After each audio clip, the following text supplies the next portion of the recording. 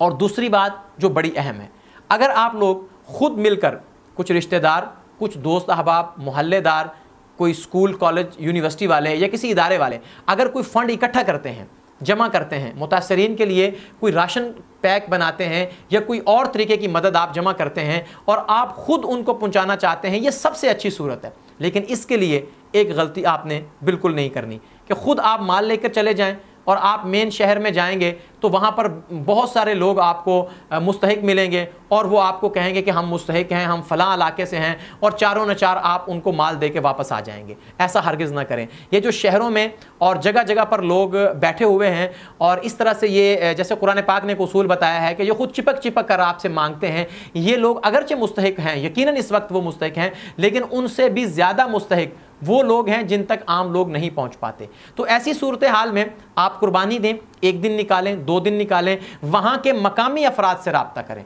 और इसके लिए सबसे बेहतरीन जो तरीका है मैं आपको बता देता हूँ कि अगर वहाँ पर कोई फाउंडेशन, कोई तंजीम काम कर रही है जिसके साथ आपका ताल्लुक़ है, या आप समझते हैं कि ये लोग वहाँ अंदरून में काम कर रहे हैं और दूर दराज इलाकों में काम कर रहे हैं, उनसे रब्ता करें, उनके साथ मिलकर आप जो है ये सामान वहाँ तक ले जाएं। नहीं तो सबसे बेहतरीन एक तरीका इस वक्त ये है कि जनूबी पंजाब में बहुत सारे मदारिस, हमारे बहुत सारे मदारिस इस वक्त वो बिल्कुल अपनी यानी कि तरजीहात बदल चुके हैं। वो अपनी तालीमी तरजीहात को इस वक्त वो रिफाई तरजीहात में बदल चुके हैं। उनके तलबा, उनके असातिज़ा बिल्कुल वॉलंटियर के तौर पर वहाँ पे काम कर रहे हैं। आप वहाँ के मदारिस के साथ रब्ता करें, वो आपको अफराद भी देंगे। बल्कि मैंने खुद अभी लाहौर से हमने 2 टीमें भेजी हैं मेडिकल कैंप के लिए। मैंने जब उनको भेजा मुजफ्फरगढ़ में, तो वहाँ पर बहुत बड़े इदारे के मोहतमिम साहब ने कहा कि मैं खुद उनके साथ जाने के लिए तैयार हूँ।